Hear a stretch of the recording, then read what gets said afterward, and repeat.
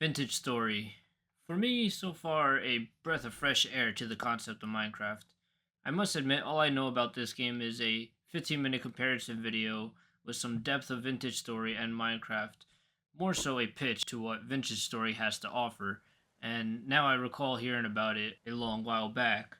And as many say, it's a bit unfair to compare the two because Minecraft is something that captures a broad audience from kids to adults and is playable to all audiences. And although Minecraft has satisfied immensely my childhood and adulthood, into finally what we eventually run into as we know the 2 week Minecraft phase, that urge to let out some creative steam with a hint of survival difficulty, what at least we thought was difficult, being that Minecraft was very simple enough a 6-year-old could beat the Ender Dragon with enough heart, but complexious, I guess, enough and filled with much creative freedom.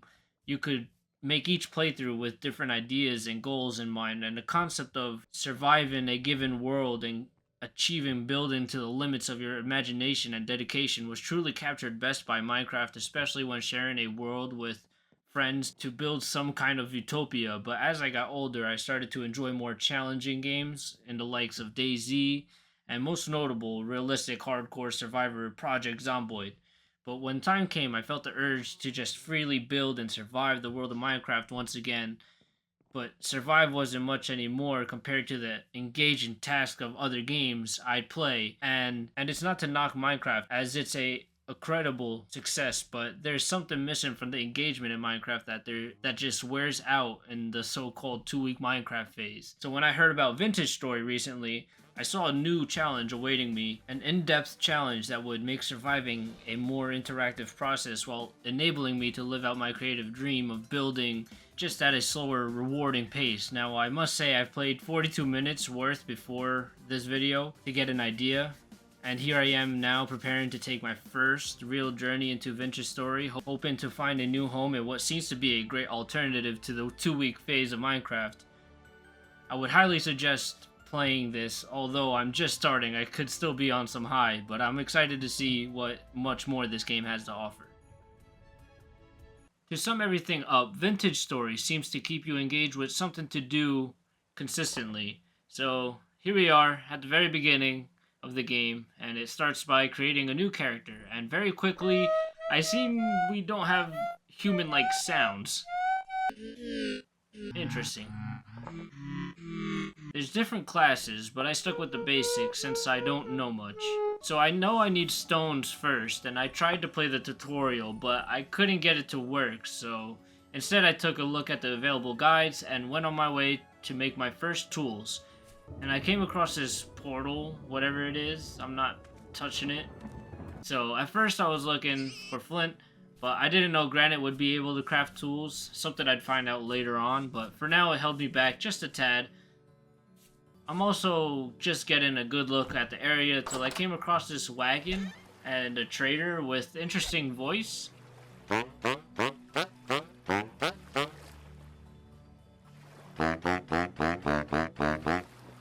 Turns out this is nothing I can do with for now, but I marked it on the map for later. So I wandered out until I could find enough flint to craft some tool parts and found some quartz on the way, not sure what they're used for, but I'll hold as long as I have space. Looking back, this process seemed tedious, but in action, it's not bad.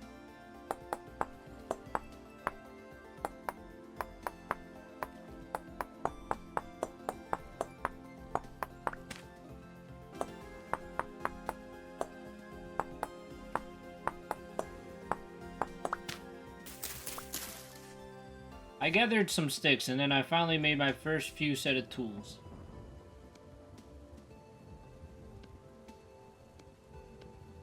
Being that I never played, I figured where I was would do just fine to settle. I didn't want to overcomplicate things and just learn the ropes and maybe move later if needed.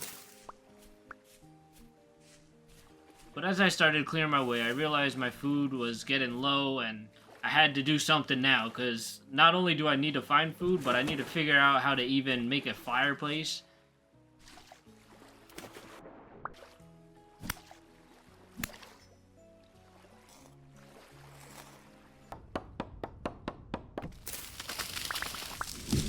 and I'm getting caught with this as the sun is going down, so pressure started building as I finally figured it out by searching the handbook how to do so.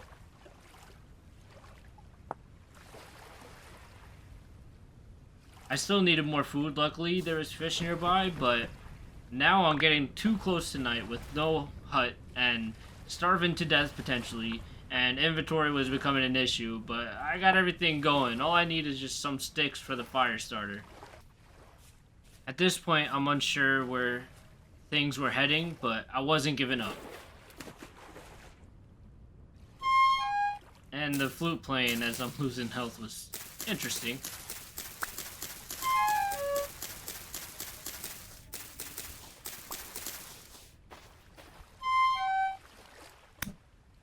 Finally was able to get my food up, but I knew I needed a safe supply of fish to keep going.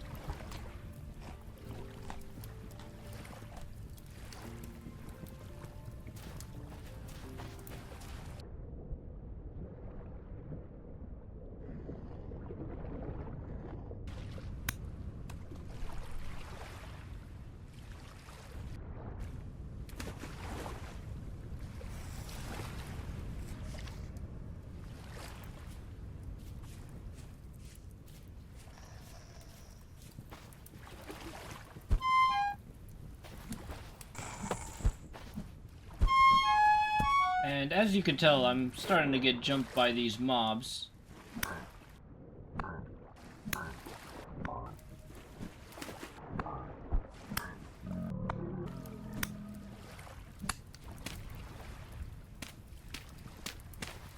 And I did not expect for this one to be able to climb over that.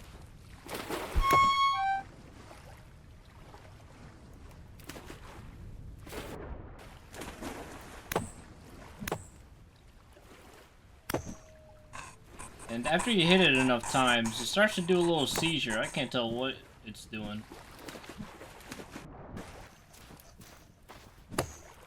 Night finally fell, and I had my first interaction with mobs. Barely making it alive with no bed or enough blocks to secure myself, I decided to block off the tip of the beach to hopefully secure myself behind this wall for tonight. So far, my first night was hectic, and not to compare to Minecraft, but I have a whole house and some iron by now. I'm truly living in the Stone Age, I tell you. Something about this experience was very fun. I never, besides when I first played Minecraft, did I need a dirt hut, let alone wall and camp on beach for safety, because I simply am just a nomad who just discovered fire and fish for the first time and can only get his hands on rock tools. Maybe it's because I'm new, but the process is definitely slower and more rewarding. While sitting for a bit, I checked the guides again and searched how to get some baskets for inventory, which required cattails, so I went out to get some.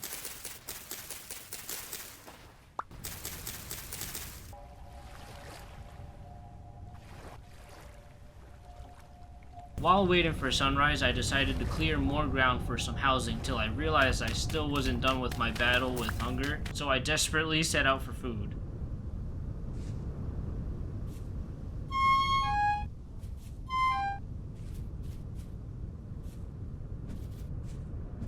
I found a fox, and as he ran, I thought I overpowered him till he pulled a reverse Uno and snapped my ankles. Which was a blessing in disguise, because I was able to collect some plants on the way back, like some rye and turnips and I would say cranberries, but I stupidly found out eventually I needed the whole bush, not the berry.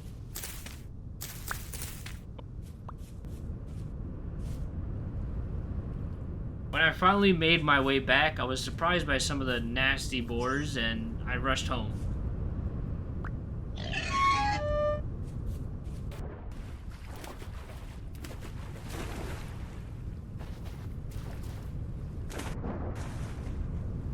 And then I came back for some wood and some vengeance, because I am not dying of hunger again.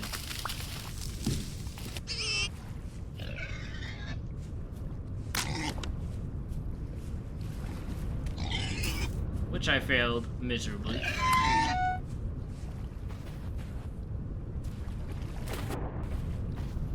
Turns out his buddy was scouting the spot, so I had to run him off because I can't be showing weakness out here, which went perfect because I needed the food anyway.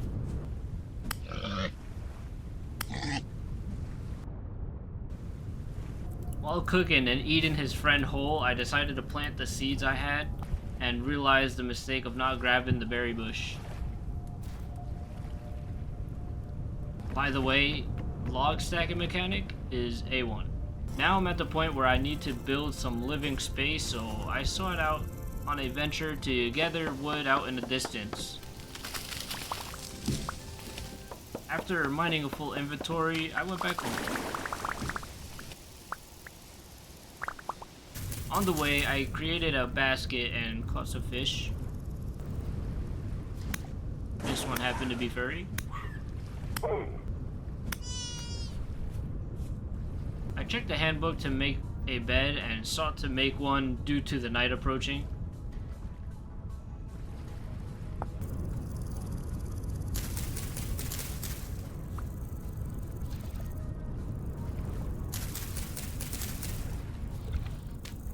And then I finally made it back home and added a few blocks for extra security.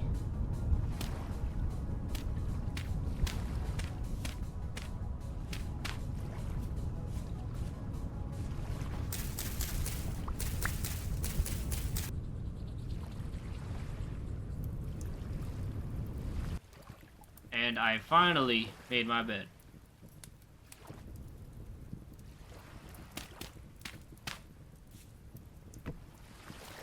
And before I ended the night, I took some time to look into the craftables.